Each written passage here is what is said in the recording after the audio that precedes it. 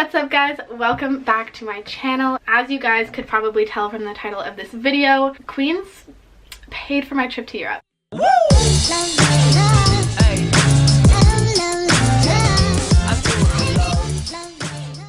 So, a lot of people have asked me, how did you get to go on this trip? How did you get Queens to pay for it? So I am just here to explain, and I just want to preface this video by saying that if you are in first year or you're not even at Queens yet, whatever it is, please, when you get here, be so open-minded. Try to join as many clubs as you can. Talk to as many people as you can about all of the opportunities that Queens has to offer, because they truly have so many. And just going into everything with an open mind and a really enthusiastic attitude. Okay, now I'm gonna start. So in September, I joined a club called IAESTE Queens. So IAESTE is an international nonprofit organization that basically we find internships in Canada for international students, and we deal with all of the visa processing and finding the perfect students for the companies. There's LCs all over the world, so then their LCs will also find internships for Canadian students and other international students like that. And then we switch jobs, and basically there is a plethora of paid internships for students all over the world. So I joined this club in September, and very quickly I became the VP of Finance. And then maybe like 2 weeks into it, we realized it was such a small club at the beginning of the year, and it still is, but it's slowly growing. We realized there wasn't even a VP of marketing, so I was like, I'll do it. So I also became the VP of marketing, and it's been so much fun. But the whole point of this video is for me to explain how I got to Europe. So this is just me kind of setting it up, letting you guys know what this club is about. So because this is an international organization, obviously there's LCs all over the world, most of them being in Europe. So every year there's something called the Connect Conference. It's kind of like an annual meeting for all of the various LCs, particularly in the Connect region, which is northern Western Europe, to get together and just discuss strategies and kind of discuss like how to better manage your LC, swap ideas around about how could we market it better, how could we get more students engaged, how could we raise our finances, stuff like that. So just sharing ideas and doing workshops to gain knowledge from LCs all over the world. About 3 months ago, Jenna was the old president of IAESTE Queens.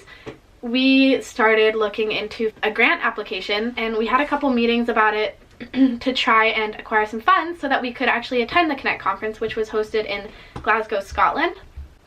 So we actually ended up getting $3,000 from that grant. So Stephen, the new president of IAESTE Queens, myself, and Angela, who's currently a finance volunteer, we all had the amazing opportunity of flying out and going to Glasgow. Now, I'm sure for anyone who knows me, you're like, dude, a conference is not as long as you went for. So I got a little strategic, shall we say, and basically Queens was paying for our round trip flight, and they were paying for the conference fee. So under the grant rules of like how we could use it, it basically said travel and administration costs. So I thought, okay, well, I'm not about to go to Europe for 3 days, don't know about you two, but I would much rather go for 10. So before the conference, we went to London for 3 days. We kind of just explored around there. I did a lot of shopping. I went to the big toy store, Hamleys. I love Hamleys. And I got a few toys. And then after London, we went straight to Glasgow to the conference. And then after the conference, I went to Amsterdam. Stephen went back to London actually, and Angela went to France. So we kind of parted ways for the next 4 days after the conference, which was totally fine and a lot of fun. But yeah, so now I just want to kind of explain this conference a little bit. I'm not trying to hype up IAESTE or promote it in any way, but that being said, if you guys want to join, please do. The more the merrier, and honestly, it's so much fun. Next year's Connect conference is actually in Norway, so if you want to join and go to Norway, feel free. Yeah, so let me just talk a little bit about the conference. Basically, the conference was set up so that we had 2 workshops each day. So the workshops I attended were leadership, LC management, core development, and presentation skills. Each workshop was 3 hours long. So this is kind of how our day looked. We'd wake up, we would go to breakfast, hang out with everybody for a little while. There was something called the gossip box, so that was also read out every morning at breakfast, which was hilarious.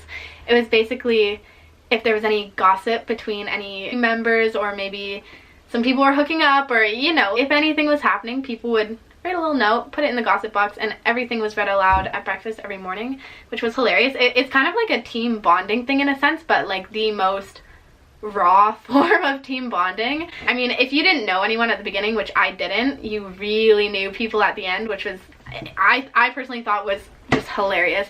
And it made me wake up and want to go to breakfast. So we'd have breakfast, read the gossip box, hang out for a little while, and then the first workshop would start. They were run by more senior LC members, so people that had been with IST for a long time. These were very like hands-on. You do a lot of practice presenting, talking, thinking, group work, whatever.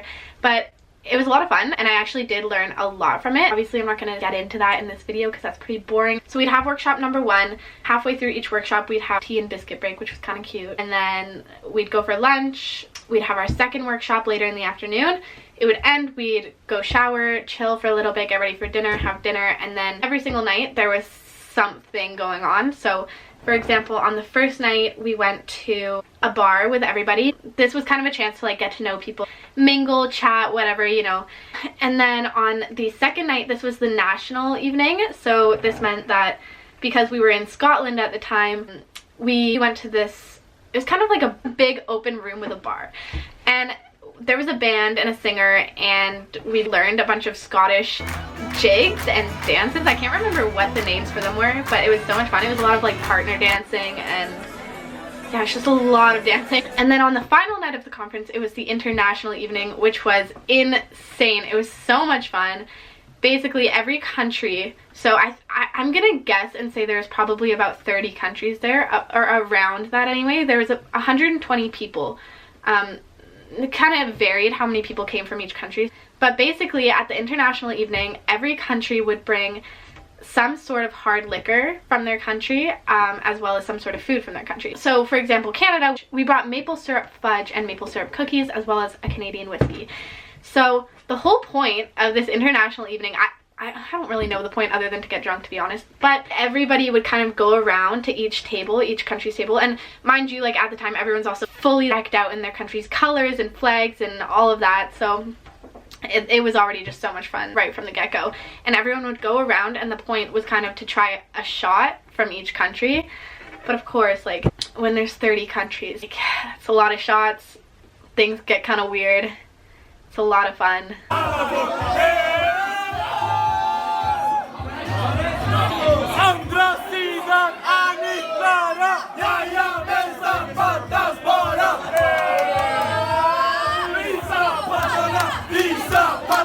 Overall, this conference was so much fun, and I met so many amazing people. I think we were there for 4 days, but when you're with people 24/7 for 4 days in a row, and you're sharing rooms with them too, like we booked out a hostel for everybody, you really get to know them on a very personal level, especially because you're all there for the same reason, and you're all there because you have a passion for the same thing, and you're all like trying to develop yourself and like gain more knowledge on the same specific thing. You all have the same goals. So then after the conference, I went to Amsterdam for 4 days, and I went by myself and stayed at the Flying Pig hostel. It's like right in the city center of Amsterdam, so this was a perfect location.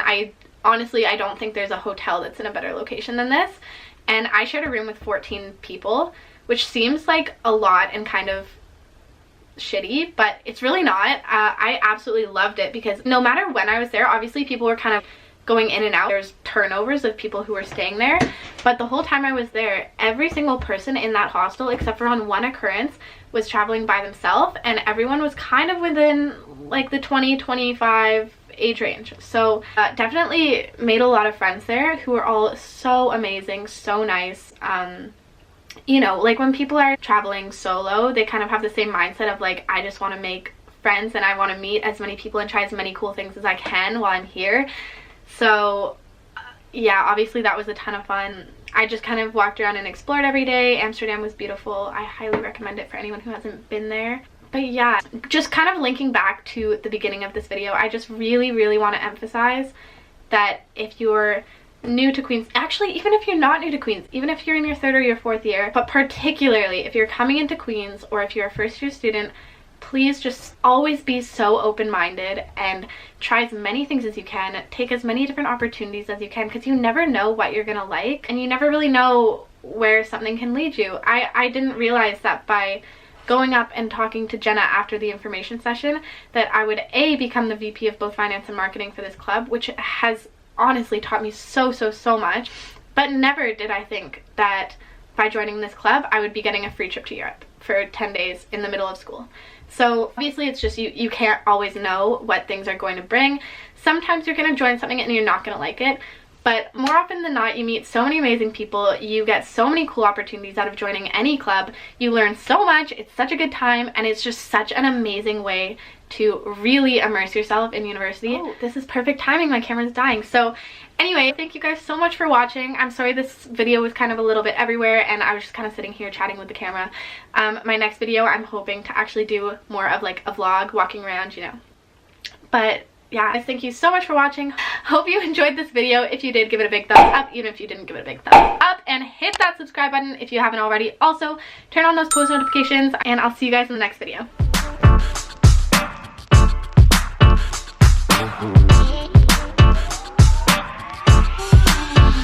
Mm-hmm.